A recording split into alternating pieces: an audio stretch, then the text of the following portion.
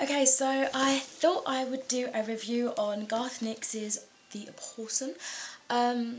It's a reread for me, and as you guys probably know if you've watched my other reviews, which I'll link down below if you haven't seen them, this was a trilogy when I first read it. I was kind of young, and I think it was one of my first ever like proper fantasy books, and it really got me into reading. Like, I was always a young reader, but this really got me interested in fantasy and stuff. If I am correct, I think it was. I am going to be doing this a little bit differently, I think. I'm going to be doing a non-spoiler section here that you guys can watch if you haven't read this particular book, and then I'm going to be doing more of a discussion part in the next part, but I'll warn you when that time happens because there will be spoilers. So if I'm going to be honest, I would have probably given this a 3 stars if it wasn't for the last few chapters that boosted it up to a 4-star. Just because looking at this as a trilogy, because they do have a 4th book out now, but it's called Clea, but I don't think it actually has anything to do with these characters, I might be wrong. But looking at it as a trilogy, it's just not satisfying. The ending is just so open and like it doesn't give you enough closure. I also felt like I didn't remember as much in this book than I did the first book, and I mean, come on, this is like the last book, the last word is supposed to like stay with you, but no, I remember much more from the first book than with this one, so that's a little bit strange. And lastly, I also found myself really spacing out with this. I mean, it's really easy to read, not heavy in the words or anything at all, but I just spaced out and had to keep rereading like whole chapters even, like having to go back and proper reading through it because, I don't know, maybe it was a little bit boring in spaces, but I don't really want to say this because I love this series, it's one of my favourite series, and just reading this back now with more of a critical mind, I can pick out little flaws that are bugging me now. But in saying that, I cannot deny all the pluses that it has. It has everything, really. For one, Nix really paints a picture in the very beginning of the story. His world building is incredible from the get-go. You're not like lost when you jump into a book.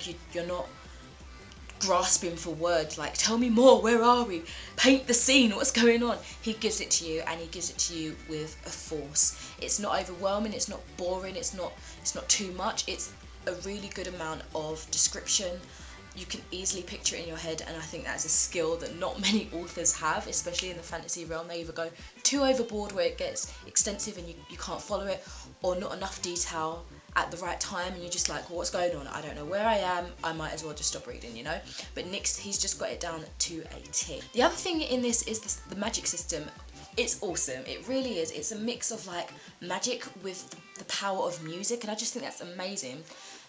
I think it actually helped inspire me to carry on with like my musical pursuits, just because I thought, wow, music, magic, they're the same thing pretty much in this world. That's awesome. I want to be an Abhorson. I don't want to be an Abhorson, but you know, the first time reading that, I just thought it was really cool that music added to the magic. And Nix also has this really cool thing that when he shifts point of views in a chapter, it's not confusing. You can instantly tune in and be like, oh, okay, that's Sam talking now. Alright, yeah, I understand, that's cool, that's fine. The tone slightly shifts so you know whose perspective it's coming from in a way. It's really cool. Not confusing at all. It doesn't leave me dazed and confused or disorientated or anything like that.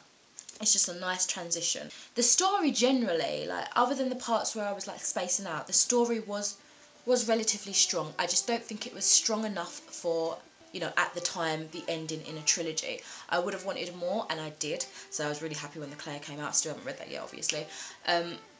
But it only really grasped my attention at the end when things happened, and it meant more to me. I just feel like the build up to some of the things weren't as strong as they could have been. And so I think I'm going to leave that there for the spoiler-free part of this video, so carry on watching if you've read this book and you want some spoilers. So the first thing I'm going to mention, I think, is that Nix's character, I really like him, I think he's a cool character, but when he kept drifting in and out of knowing what was going on with the hemispheres and stuff, it really bugged me because obviously we're reading from his point of view, right? So when that piece of flute wood touched his leg, obviously he's just remembering everything. So Nix had to repeat things, and I'm like, I already know this, can't you just say that he was in and out of the conscious state of understanding what's going on? It kind of bugged me that I read the same thing a few times just because he was forgetting and then remembering. I'm not forgetting, I know what's happening, I don't need you to keep saying this. But that's just one thing that irked me a little bit. It's not even a big thing, it's just something I thought I should mention in this little discussion-y part.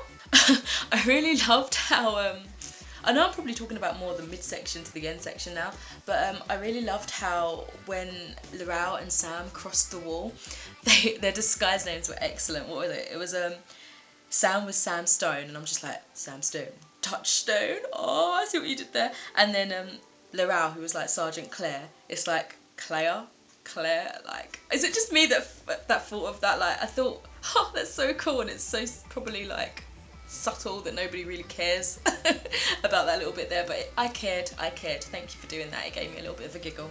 There's one really random bit. You know when Mogget was first in his dwarf form? I can't remember if I read correctly, but did he say something about his sister? Like, when the bell rang, he said something about his sister. I can't remember if the 7 or the 9 or whatever are supposed to be related. I don't think they were. My mind's a bit fogged at the moment from just like literally just finishing this book now. But was that, have I missed something there? Can someone help me out? I was a bit confused. I really loved seeing how Laurel grew, and it was a really heartwarming moment when she basically looked at everyone for the first time, but obviously she couldn't hug everyone because they were in the middle of like the battle. They needed to get the Diamond of Protection sorted and they needed it now. But it was really nice seeing like the little smiles between everyone, and I think at that point it probably just dawned on her how much she really fits in now. Like, she's got her family, she knows her place, she knows who she is, she's gone through all these struggles already to get to this place now, and she succeeded.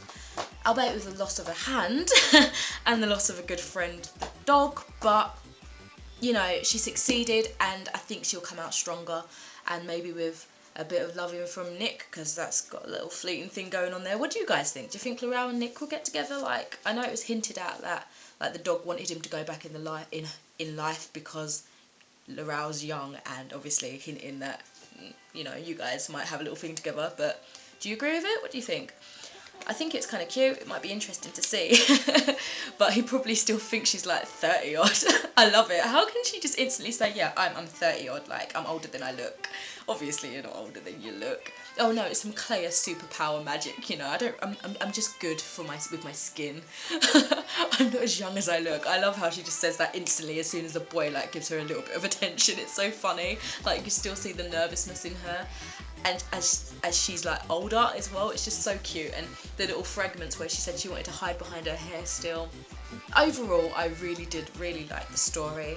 The trilogy, like as its own, not including the Claire or Across the Wall, but the trilogy on its own is a really solid series. I really did enjoy it. I just, sadly, reading back on this, as I said earlier, with a critical view, I don't think it was strong enough to end a trilogy. Like, I remember desperately wanting more when I was younger reading this, like really badly. But yeah, great book nevertheless. Gave it 4 stars in the end, and I'll urge everybody I meet, read this series. It's a good series. So yeah, I'll leave it there, and thank you for watching. Bye.